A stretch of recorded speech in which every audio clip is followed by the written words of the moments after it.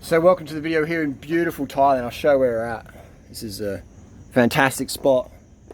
We're here in Surin Beach, Phuket. Very quiet. Durian's 25 baht a kilo. I've just had a full fresh monk cut. Today we're going to talk about bike racing. Is it worth the risk? Going to put a little hat on for the people who like the hat. For who don't like the hat. It's not flipping. It's not really working. Yeah, I got this in 2008. A bit about my racing history. I first had my bike race, did a crit, UCI sanctioned crit back in 1997, and so my last race I did was in 2017. So about 20 years of racing under my belt, hundreds of races. Feel very experienced in the bunch. Never had a crash in a race, primarily because I know my limits. Two, I can feel when something's about to happen, and also I don't go sit in the middle of the pack. I'm either to the side, on the very front, second wheel, third wheel, or right at the back. So I did the Kathy Watt approach. Kathy Watt was this front, back, side to side. That's what I took on. And which can affect the results as well. But anyway, we're talking about safety in this video. Recently this has sparked a bit of a debate online. Tori, Tori, you've heard my videos some years ago, 2017, etc. Coached her up. She's a total noob.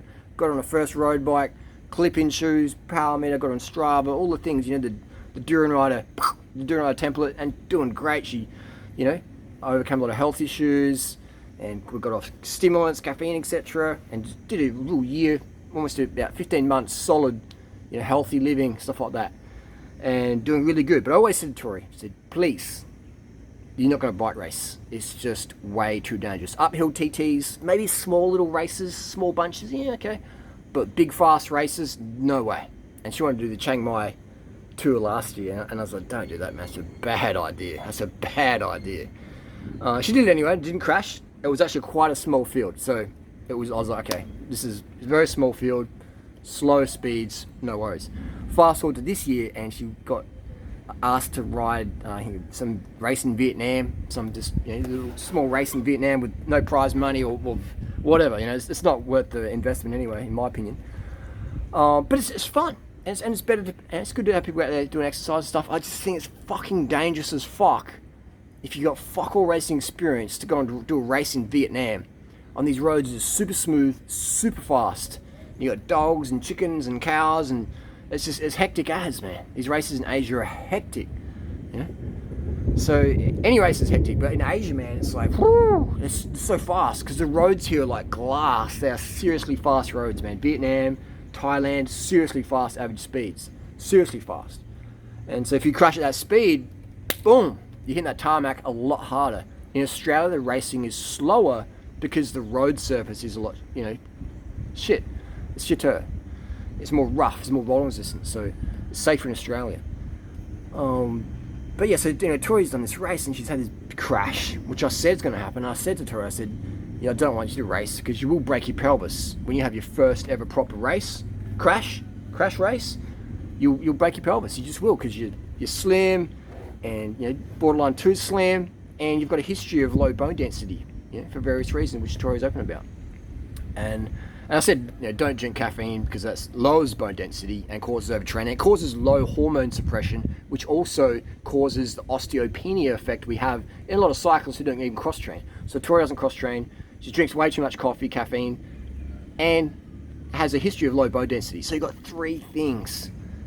So when Tori had her first proper crash, she broke like a glass bottle, which is really unfortunate. Really unfortunate.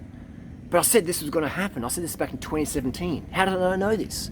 Well, I've got 20 years of racing experience and coaching people and bringing people into cycling and hanging out with a lot of cycling doctors and pro cyclists and behind the scenes conversations and reading, and just I love this stuff. I love just learning about the human body, how it works. Every day I'm learning. And so Tori, she listened to me the first bit, and now she's like, no, Harley, you're wrong. I'm gonna do this. I'm doing this. And that's what you do when you're 23. You're like, you don't listen to people older than you because for whatever reason we do that. I did that, and I learned the hard way. But my first ever race was in one of my first ever races in December '97, and I saw a guy break his forearm, compound fracture in a crit, and straight away I'm thinking, shit, this cycling thing is fucking dangerous. Right? This can be really dangerous. I love it. It's really good fun. It's a fucking critical killer workout, but I'm not going to physically injure myself just to go in the corner, just to hold the wheel, etc. So I'd go around races, and if I wouldn't risk myself just to hold the wheel. Now, to be a good racer, you have to do that. You have to be willing to break your pelvis. And I'm like, that's not me. I want to be fit and fast and have fun, but I'm not willing to go to hospital just to get some results. So what's the point? What's the point? I don't know. For me, it just defies logic, but that's just me.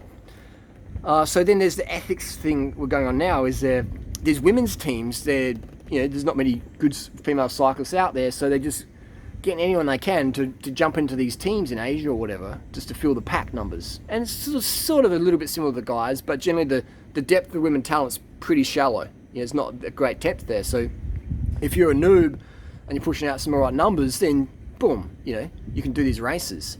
Which one, you've got some really good fitness, but your experience level is very, very minimal.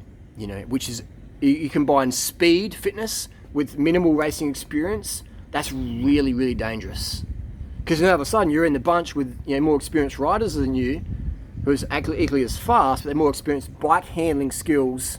You should never do road racing unless you've raced cross, or a bit of mountain bike, cross country, etc. That's what I started off as, cross country mountain biking and BMX and things like that. And I wasn't good at them, but I had some experience there before I got into the racing the crits, etc. So I recommend people do these feeder sports, cyclocross, cross-country mountain bike, just to get a feel for it. But even then, I still see people do that, and they go on the mountain bike and they think they're all like king heroes and queens and stuff, and they break their wrists, they break their scaffold. It's just like, just take it easy, people, all right? Baby steps. These 20-something kids, especially the rich ones, of mummy or daddy just funding their way, go do the NRS in Australia, and same in the US. You got these kids funded by their parents, which is fair enough, lucky you. But they just have no fear. They have no fear. They don't care if they crash, because they don't have a job to go to and to supply for themselves, etc. They're doing these races. They just do not give a fuck. It's crazy, man. Watch the crash compilations on YouTube. It's insane, man. I don't know what is it with these young crew who just want to be bombing the downhills, bombing the corners, doing crazy fast races with fuck all experience. It's like, oh man, what are you doing? What are you doing? And I can tell when someone hasn't had a big crash, because they go downhill with no fear, And I ride with a lot of pro teams over the years, Tour Down Under, just show people which hills to do and blah blah blah blah blah. Little tour guide, if you want to call it that. And the pros descend with amazing skill, but you can see they've got experience.